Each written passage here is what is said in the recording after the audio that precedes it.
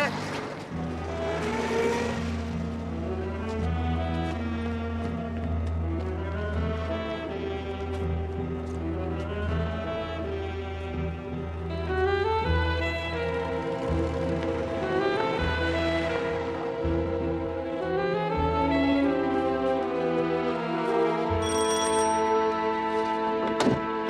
Good afternoon, Mr. Finknottle. Mr. Wooster is not at home, sir, but perhaps I can get you some refreshments. No, I don't want to see Bertie anyway. Jeeves. Yes, sir? It's about this wedding of mine, Jeeves. I've got the most frightful problem. I can't sleep at night thinking about it. Most distressing, sir. I'm frightened of Sir Watkin Bassett, Jeeves. Your prospective father-in-law, sir? And his friend, Roderick Spode, the amateur dictator.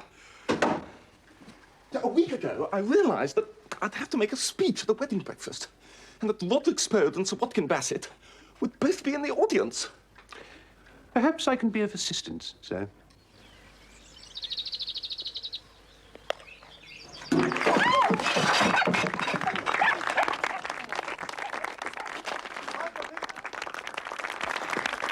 Yeah, he was lucky to get away with that shot, you know, because a shot like that, you've got to get your wrists moving. Well, certainly. Yes. In fact, I'll show you in the notes later on, if you like. Your innings wasn't all that wonderful, Bertie.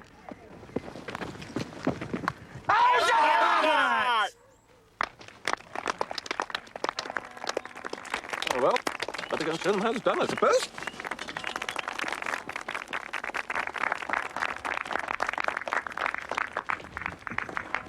That wasn't out. Oh, yes, it was, Stiffy. Caught at the wicket.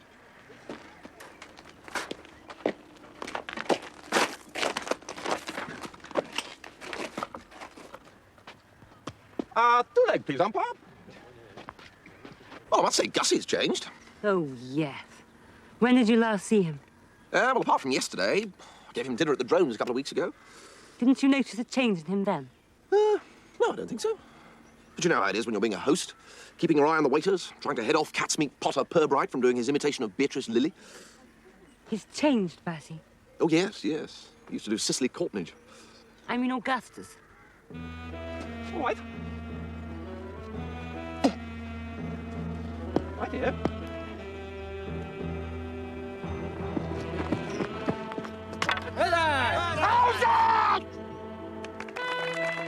You're saying I'm out? At birth, every citizen, as of right, will be issued with a British bicycle and an honest British-made umbrella, thus assured of a mobile workforce adequately protected against the elements. This great country can go forward once more to glory. Hooray! I say, that's a jolly good idea. Citizens of Totley on the Wold, I say to you that nothing stands between us and our victory except defeat. Tomorrow is a new day. The future lies ahead. Sure, I'd never thought of that.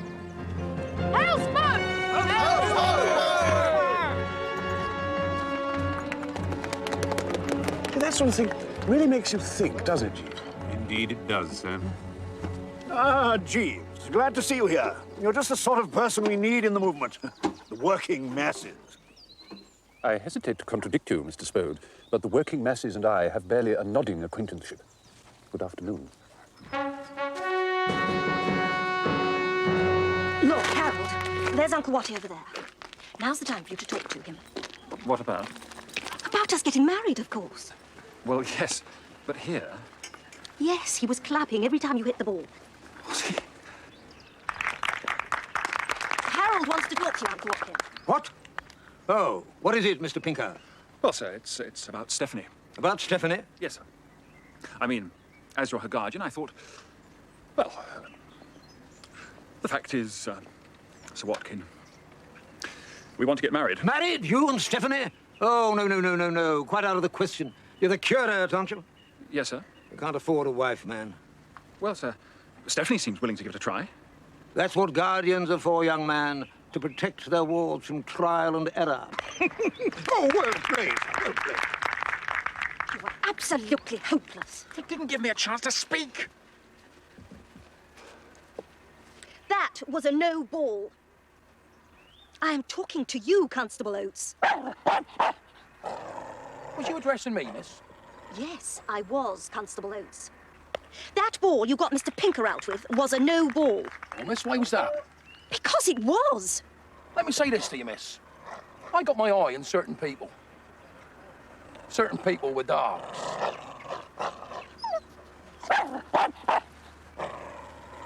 If you really loved me, you'd do something about that man. What do you mean, do something? Steal his helmet. He'd look a complete fool walking around the village without his helmet on. I can't go around stealing policemen's helmets. He insulted me. Oh, no, I don't think he meant any... If you can't even do a simple thing like stealing a policeman's helmet for me, well, then I agree with my uncle about you. You'll never be a bishop.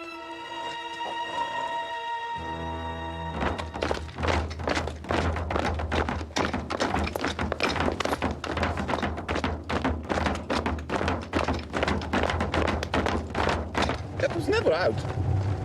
The standard of umpiring in village cricket nowadays is really very poor. Stop the car, Bertie. Oi! Look here, Smoke, will you keep this rabble of yours out of the way of the traffic? How dare you? This highly trained force has far more right to the road than you. Don't talk rot, Spoke. I am not in the habit of talking rot. Well, I must say, you're doing dashed well for a beginner. Drive on, Bertie. Clear the road! You also, you're going this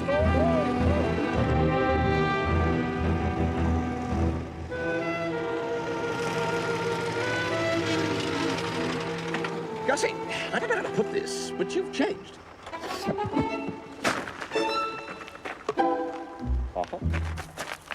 You can imagine what it was like for me to contemplate getting up to make a speech with Roderick Spode on one side of me and Watkin Bassett on the other. Well, Roderick Spode has loved Madeline since she was, well, so high. Oh, yes? Yeah, but he doesn't want to marry her, you see. He looks upon himself as a man of destiny and feels that marriage would interfere with his mission. What do you mean, his mission? Well, that fascist crew we saw just now. They're black shorts. He's the founder. Anyway, yesterday, I placed my problem before Jeeves. That man is a marvel, Bertie. Well, what did you advise, Jeeves? I approached the matter from a psychological angle, sir. It occurred to me that we do not fear those whom we despise. The tactic, therefore, is to cultivate a lofty contempt for those who are about to listen to one. Yes, but how?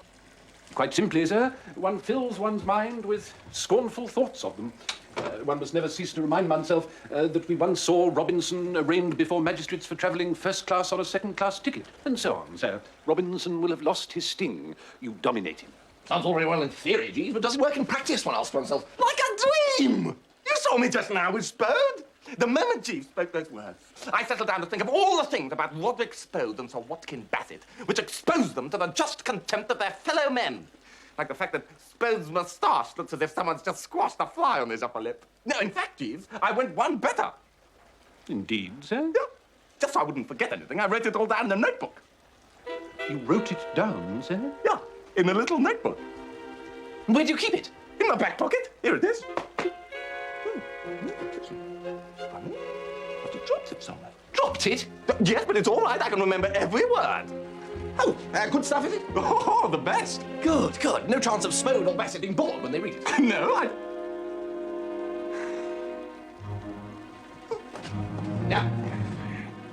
Now, Gussie, stop. I've got to get out. When's the next Calm train? down.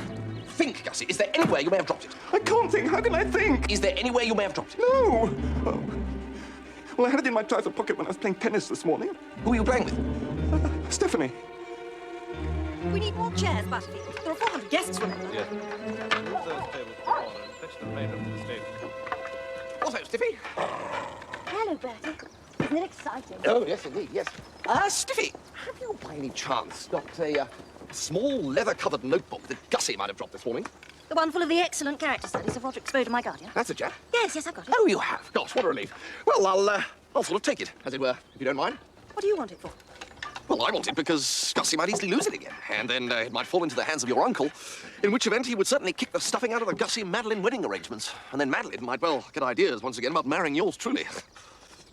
You know, Bertie, I'm sure your man Jeeves could think of some way of getting Uncle Watkin to approve of Harold.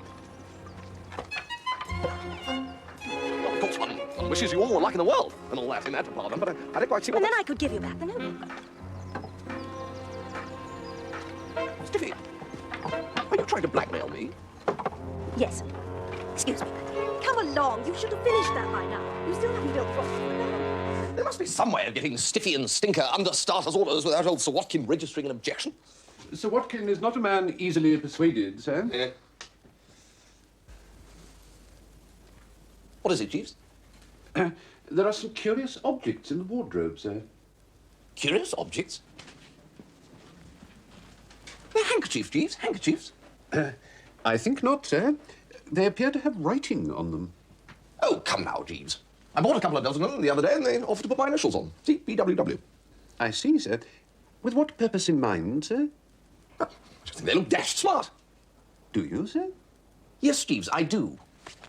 Anyway, to return to the problem at hand, I told Gussie that Stiffy wouldn't give his notebook back, and he got a sort of a wild look in his eye. I'm only worried he might do something rash and upset the apple cart. Yes? Oh, Gussie. I've brought you a newt. Newt? I thought you might like one. You'd better come in. They make wonderful pets. Really? Bertie says you won't give him my notebook. He knows what he's got to do. I need it, Stephanie. Sir Watkin gets on with it. Jolly hard luck. I better know where it is. Thank you for the newt, Gussie. I've got to have it, Stephanie. Well, you can't. Gussie, stop it! I'm sorry, Stephanie. It means a lot to me. I must have it, Stephanie. Gussie! Madeline! I just came to give Stephanie a newt.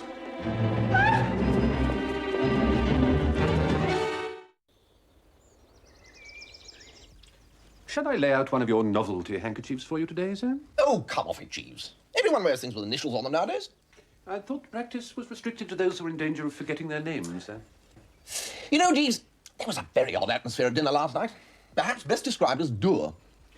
I was never under the impression that Totley Towers had a reputation for prandial jocundity, sir. Oh, true, Jeeves, true. But the atmosphere was even less than usually jocund.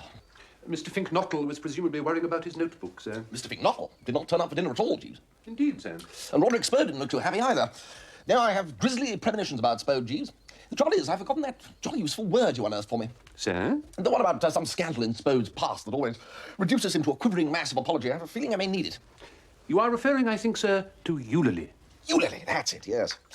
I wish you could tell me what the word meant, Jeeves. I mean, I've no complaints. It's undoubtedly been successful in the past, but it's rather like holding up a bank and not knowing whether your gun is loaded or not. I fear I am not at liberty to elucidate, sir.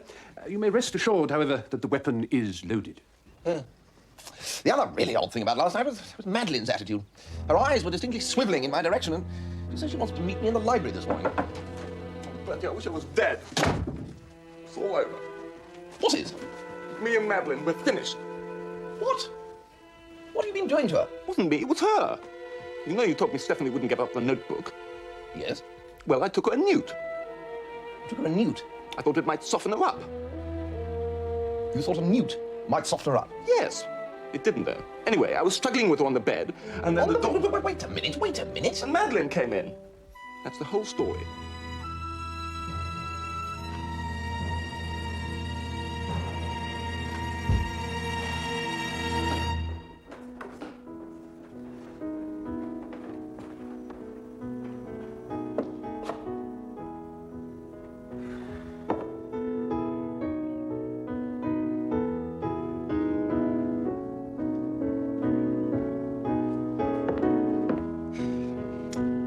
What, oh, Madeline? Joy nice day and all that, what? Oh, Bertie. Bertie, I wanted to tell you that my engagement to Augustus is at an end. Oh, right, yes, well, he told me. And I'm now free to make you happy. I will be your wife, Bertie. Ah, good heavens. Well, deeply sensible of the honour and all that, but don't you think you're being a bit rough on poor old Gussie there?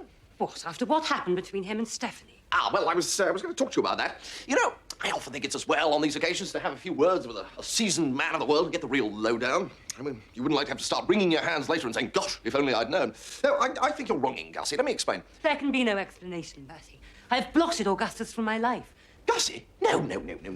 You see, that's just where you're making a bloomer. I've finished with Augustus. From today, he will be merely a memory. A memory that will grow fainter through the years. With you beside me, I shall be able to exorcise Augustus's spell. Now, I'd better go and tell Daddy to announce our engagement at the ball tonight. No. Don't do that. But I must.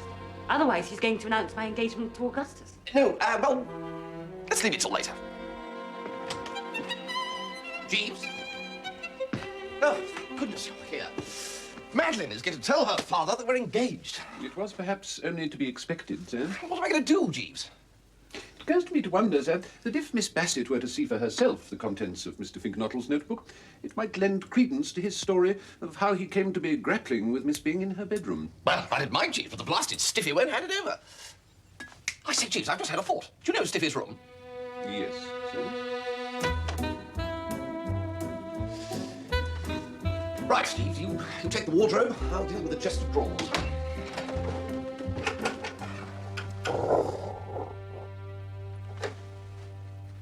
Jeeves? Sir? Did you speak, Jeeves? No, sir.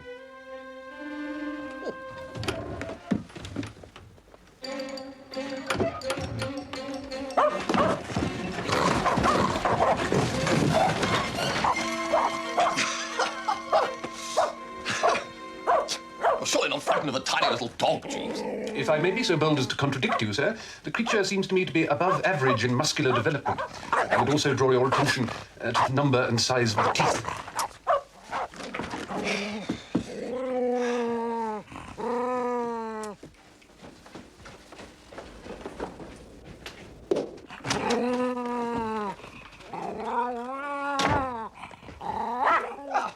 What ho, Stiffy? I expect you're surprised to see us here. No, I'm not. You've been looking for that notebook, I suppose. Why, yes, we have. Though we hadn't really got started. We were somewhat impeded by the bow wow. He took our entrance in the wrong spirit, didn't he, Jeeves? Indeed, he did, sir. A fine watchdog, miss. Yes. Stiffy, would it be too much to ask you to attach a stout lead to the little fellow's collar, thus making the world safe for democracy? Yes, it would. Wouldn't you want to save the lives of two fellow creatures? No, I wouldn't. Not if they're men. I loathe all men.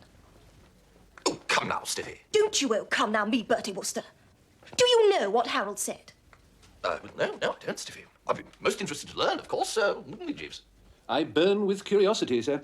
I feel, however, that I could give the matter livelier attention were I not perched on this wardrobe. Oh, very well.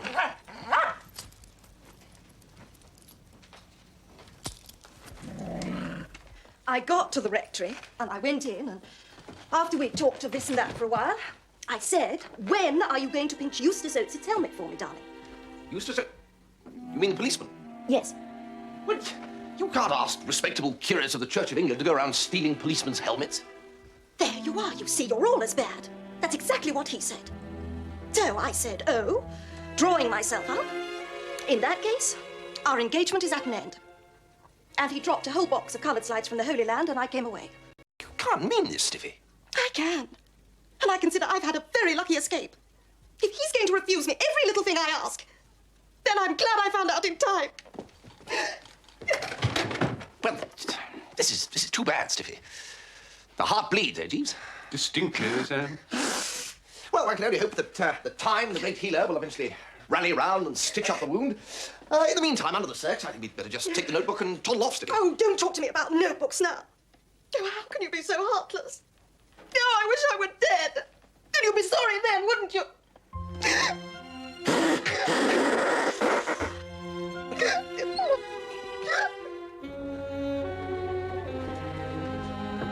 Come in. Madeline, my dear, what can I do for you? There's something I have to Bertie Wooster? No! Oh, dear God, Madeline, not that. Look at them, Jeeves. And only last evening, Miss Madeline Bassett lost the love of her life. Only an hour ago. Miss Stephanie Bing, too, was allegedly heartbroken. And now look at them. I mean, are these the actions of rational human beings, Jeeves? It's difficult to say, sir. I mean, is it for this that we dragged ourselves from a primeval ooze? To stir up the emotions of simple, honest citizens to the point of frenzy, and then go around playing tennis and giggling? It's an interesting question, sir. I say, Stiffy. Oh, hello, Bertie. Well, I must say, you appear to have recovered your spirits in a rather remarkable manner. One tries to keep cheerful, you know. Oh, does one? Does one, indeed? Well, in that case, Stiffy, I'll trouble you cheerfully to disgorge Gus's notebook without any more back chat. Oh, hard, jolly hard. Oh, hard, jolly hard are you, young Stiffy, with knobs on. And hard, jolly hard to you with double knobs on. If I might be permitted to suggest a course of action, sir. What do you mean, you found a formula, Jeeves? The idea I have, sir, is to take advantage of Sir Watkin Bassett's attitude to you. Sir Watkin does not like you, sir. Well, I don't like him. No, sir, but he would consequently sustain a severe shock were you to inform him that you and Miss Byng were betrothed and anxious to be united in matrimonial bliss. He'd hit the ceiling. Exactly, miss. A very colourful piece of imagery. If you were then to assure your uncle that there was no truth in Mr. Wooster's statement, adding that you were in actual fact betrothed to Mr. Pinker, I think that the overwhelming relief he would feel at the news would lead him to look with a kindly eye on your betrothal to that gentleman. Why, Jeeves, that's marvellous. It couldn't fail. If I said the chap I really wanted to marry was the boy who cleans the boots, he'd fold me in his arms and promise to come and dance at my wedding after being threatened with Bertie. Jeeves, you really are the specific dream rabbit. Oh, really? Well, I'll take the notebook now, Stiffy. After you've seen Uncle Watkin. I have no intention whatever of seeing Uncle Watkin. Don't you like the scheme? Like a scheme? No, I don't. No. I consider the idea that Jeeves has advanced to mark the absolute zero in human goofiness. The book, Stiffy, if you please. I was rather asking myself if you might not take this attitude. Well, now you know the answer. I have. The book, if you please.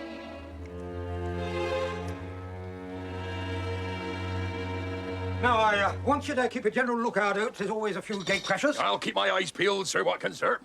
Yes, Mr. Wooster. Could I speak to you for a moment, Sir Watkin? No hurry. Speak to me? Well, if you're really, yes, all right. That's about all out, I think. Very good, sir. Watkin, sir. Sir. Now, Mr. Wooster. Yes, well, I just wanted to have a bit of a chat. Yes? Have you ever thought about love, Sir Watkin? You didn't come here to discuss love? Well, yes, I have, actually. I mean, wherever you go, there it is, buzzing along in every class of life. I mean, take Newts, for instance. You quite well, Mr. Wooster. No, no, no! The big flower arrangements are for the buffet table. No, I was just quoting Gussie Think Nottle, really. Read the Newts, that is. And starfish, too, according to Gussie. And also ribbon-like seaweed, which is seaweed that sort of looks like ribbon. Anyway, Gussie! Mr. Wooster, will you please come to the point? Oh, right. Well, I just want to say that you'll not be losing a niece, but gaining a nephew. Niece? Nephew? Stiffy and me, you know. Stiffy? Stephanie. I have the honour to ask for your niece's hand in marriage. But I thought it was my daughter.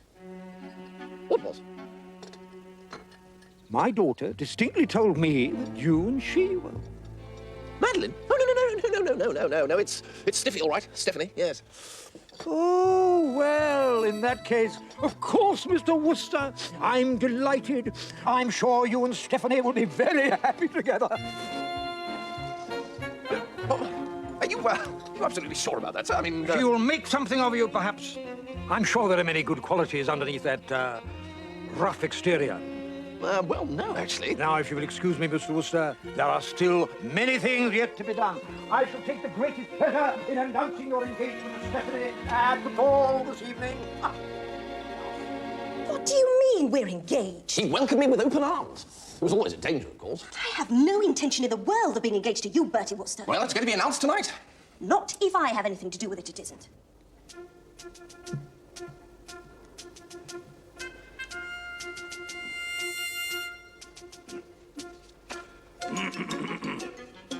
Parsnips, bicycles, not for the true English, no, not for the true born Englishman.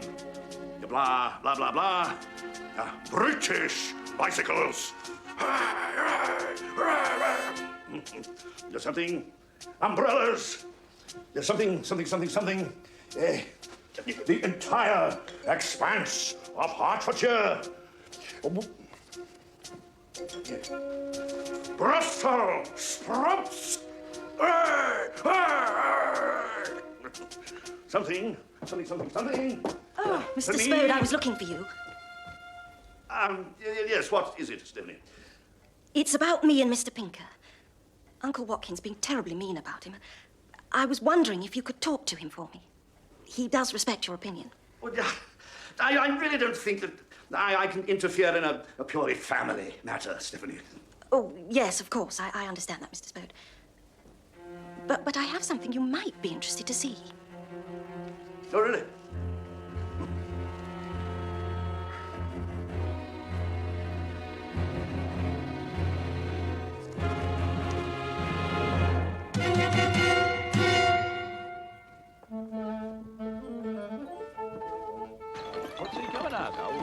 Sally, same as last year? Where'd you like these two? Put them down there, please.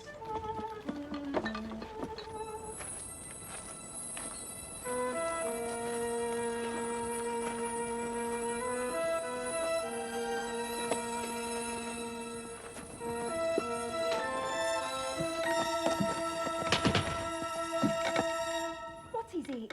Sniffy, it's me. Harold, can I come in? No, you can't. But I brought you something. Harold, you woolly bar lamb. You haven't got it after all. Yes. Harold, my dream of joy. You're the most wonderful man in the whole wonderful world.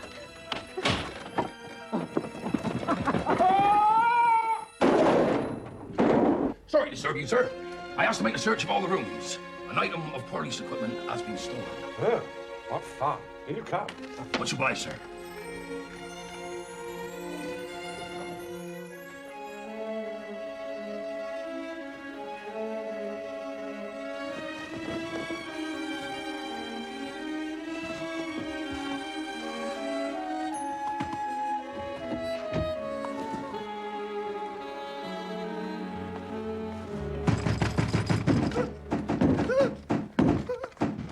Come out, you putrid little earthworm! Spode! You stay out of this! Spode, you seem to forget who you're speaking to. Remember, I know all about you, Lily. Oh. Oh, yeah. Oh, you was the... Nice evening. Well, upon my word, Spode, this is too much. This is just that little bit above the odds that compels a man to take drastic steps. But Wooster! I must warn you, Spode, that my patience is not inexhaustible. But you don't know the provocation I've had from this Finknottle. He says that I am a pompous ass. Oh, when did Mr. Finknottle say that to you? Well, he didn't say it. He wrote it. Look. Yes, give me that book, Spode. Yeah, but I should like you to have it, Wooster. Then you can see what I mean. Look what he says there about how I eat asparagus. I'm going to tear your head from off your shoulders. Spode, control yourself. Sorry. You're going to keep the book, Wooster? I am. Well, can I get on with beating this door down? Certainly not. All you do now is pop off. Pop off? Pop off. Leave me, Spode. I would be alone. Yes. Well, yes, thank you, Wooster. Good night. Gussie, your troubles are over. I wish I was in Lincolnshire, Bertie. It's so peaceful in Lincolnshire, Bertie. You can... Oh, never mind about that. I got your notebook back. Oh, Bertie. Now, you sprint along and show it to Madeline, and she'll understand why you were so anxious to wrest it from Stiffy's handbag. Will she, Bertie? Will she? She will, she will. Now, go. Gussie, how could you? Well, it's true. He has got hair going out of his ears. Shall we take the poultry and roast beef up to the buffet tent now, Miss Madeline? Oh, yes, the guests will start arriving soon for dinner. But you see why I had to get the book back from Stephanie. Gussie, you are so foolish sometimes. But I suppose I can be foolish, too. Do you know what that blasted Finknottle has done? Mr. Finknottle is here, Daddy. You goggle-eyed idiot! You filled me bathtub with newts! I know that. Oh, my gosh, you haven't touched them, have you? I'm in the middle of a most important experiment. Touched them? I pulled the plug on the beastly things. I'm not going to share me bath with a lot of slimy amphibians. You silly old ass! You unmitigated, pudding-headed old jobber now! Hello, Butterfield. You're looking well. Hello, Buddy. Oh, my God. You don't look anything like fire. Hello, Buddy. Oh, you are gone. If it wasn't for the awful threat of lifelong union to Stiffy Bing, Jeeves, I should be quite looking forward to this thrash. An unlooked-for betrothal often casts a pall, sir. Oh, Bertie! Bertie, it's all off again. What is? The marriage, of course. Well, I didn't know it was on. I'm rather losing track of your vagaries, Gussie. Didn't you show Madeline the notebook?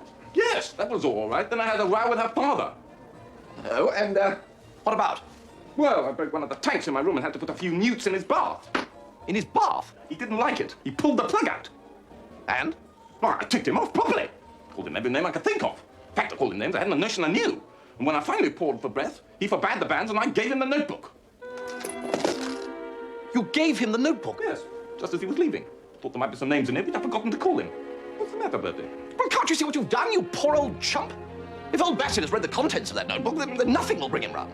I mean, words spoken in anger you might have got away with, but coldly considered opinions inscribed day by day in a notebook, well, that's another matter.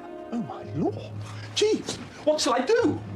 Am I to gather that Sir Watkin was about to bathe when he found your little creatures in his bath, sir? Oh, yes, I suppose so. He had his dressing gown on. It is possible, then, that Sir Watkin has not yet read the contents of the notebook, that he has set it aside as something to look forward to after he has completed his ablutions. By George, Jeeves, you're absolutely right. All you have to do, Gussie, is to nip into his room and pinch the notebook while he's in the bath.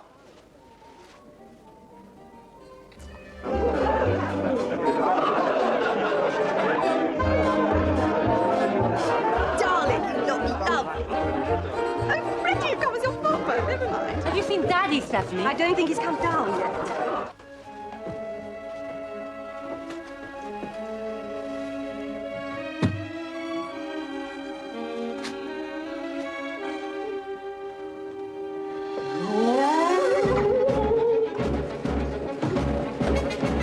That it was. Did you see that Fink Knottle come this way? Fink? Knottle dressed up as the devil. No one hasn't come this way, Sir Watkin, sir. Watkin, I've been looking for you. The guests are wondering where you are. Did you see that Fink Knottle as you came up? No. Blast it. Well, what are you doing up here anyway? Searching, Sir Watkin, sir. Searching. Someone has stolen my helmet. Stolen your helmet? Correct, Sir Watkin, sir. Oh, I know who's got that. Bertie Wooster. Then ho for the festivities, Jeeves.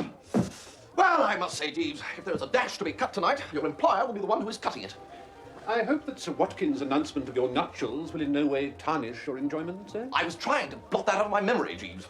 Is the prisoner not to be allowed a few brief moments of forgetfulness before execution takes place? I'm sorry, sir. It was thoughtless of me. No matter, Jeeves. We Woosters are known for our insouciance in the face of fearful odds. My cigarette case, if you please. Oh, the lighter, if it's there. Is something amiss, Jeeves? Sir? You appear to be preoccupied. Yes, sir. I've discovered that there is a policeman's helmet concealed in our wardrobe.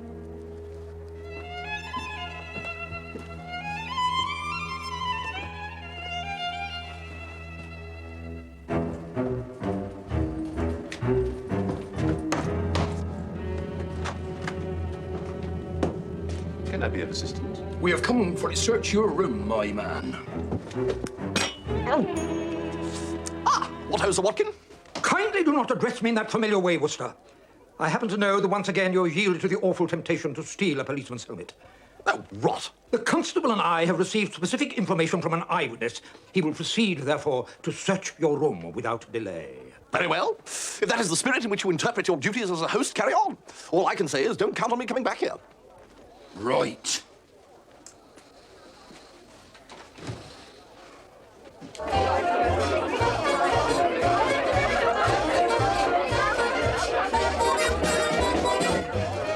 Means that one will be able to give over the entire area of Gloucestershire to the production of turnips. I want to hear Mr. Spoe talking about Brussels sprouts. It's changed my life, I can tell you.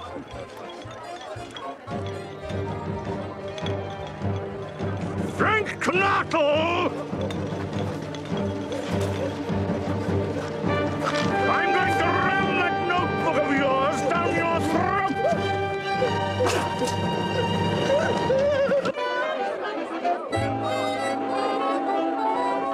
Augustus thinks I'm cross with him, but I was so impressed by the way he stood up to my father. Augustus is such a strong man. Strong and silent.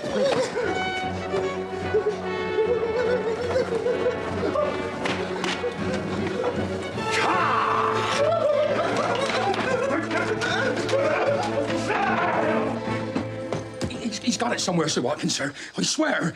It appears I owe you an apology, Mr. Wooster. Sir W. Bassett, you never spoke a true word. I came here at your house as a guest, in good faith, and I have been subjected to intolerable abuse. My goods and chattels have been violated. Is this the way you welcome guests in Gloucestershire? I mean, is this the treatment to which freeborn, right-thinking Englishmen are to be subjected? No, I say. No, since time immemorial, it has been truly said that Britons never, never, never shall be slaves. And yet, my friends, today innocent Britons may be invited to seemingly respectable country houses for the weekend and used most vilely.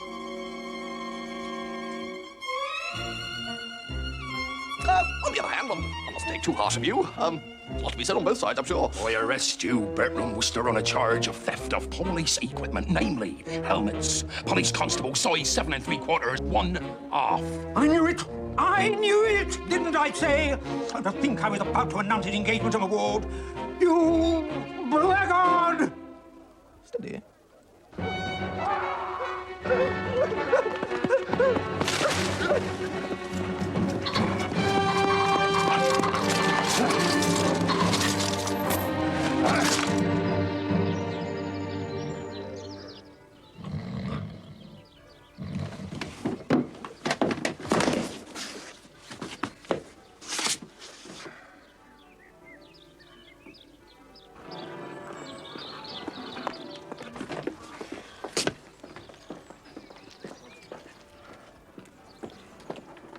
Hi!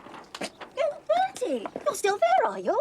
Yes, I barely well am still here, thanks to you, young stiffy. Oh, don't be such a cross patch. It all went out perfectly. As you turned to crime again, Uncle Watkin decided that even Harold was a better bet for his favourite niece. We're reading the banns this morning. Thanks, old man. Well, that's all very well, but... Got to go now, Bertie.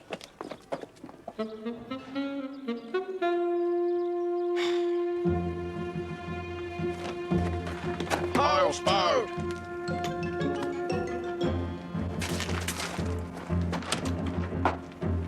Mr. Spode, sir? Just one word, sir. What is it? The one word, sir, is eulalie. You're free to go now. Free?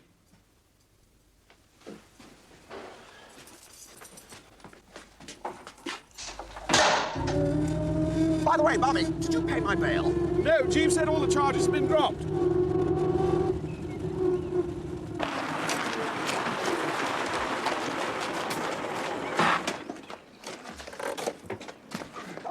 Hello. Carry on, men.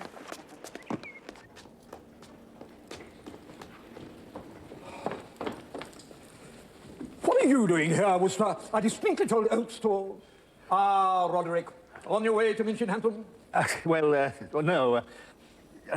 The fact is, I hear there's been some trouble about the helmet I stole from Constable Oates.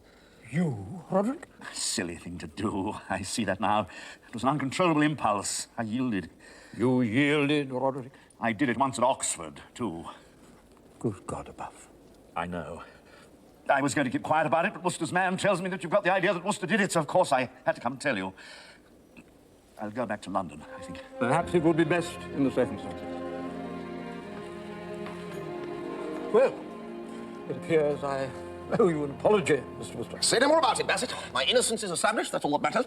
I take it that I'm now free to leave. Certainly, certainly. Goodbye, Mr. Wooster. And not so fast. I'll trouble you for that notebook of Mr. Fingnottle's first. Certainly not. That is evidence, Mr. Wooster. Very well, Sir Watkin. Then in tomorrow's Times, you can read the announcement of my forthcoming marriage to your daughter, Madeline. You wouldn't? I just well would.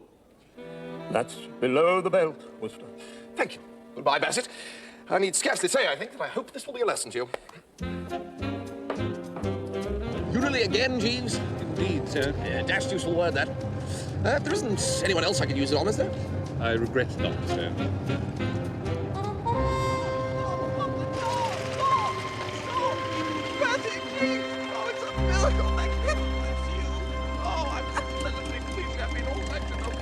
Gussie, we are going to burn this dratted notebook of yours. Took me ages to think of all those things. Yes, we will now forget them again.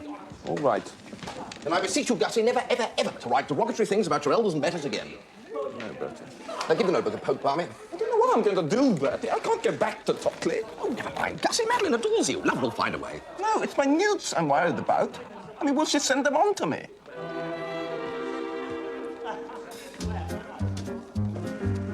You ever been to Gussie's place in Lincolnshire? No, what's it like? Well, a lot of newts. Good Lord! It's Spode. That doesn't suit him, does it? Well, sir, seeing that you have discovered part of the matter for yourself, I feel at liberty to disclose the rest of Mr. Spode's secret. Mr. Spode designs ladies' underclothing, sir. He has a considerable talent in that direction and has indulged it secretly for some years. He is the proprietor and founder of that emporium Eulalie Sirs that you chanced across. Good Lord. Well, no wonder he didn't want it to come out. No, sir. It would undoubtedly jeopardize his authority amongst his followers. Yes, you can't be a successful dictator and design women's underclothing. No, sir. One or the other, not both. Precisely, sir. You know, Jeeves, in spite of Roderick Spode's somewhat idiosyncratic ways, he's undoubtedly a severe menace to man and beast. I'm sure that is so, sir. And you saved me from him, Jeeves. Instead of being beaten to a jelly by this maniac, I sit before you now the same perfectly formed fellow I was before. Jeeves, you may get rid of those handkerchiefs. I owe it to you. Thank you, sir. I destroyed them last night. Did you, by Jove? Well, very good then, Jeeves. Chin chin. Your very good health, sir.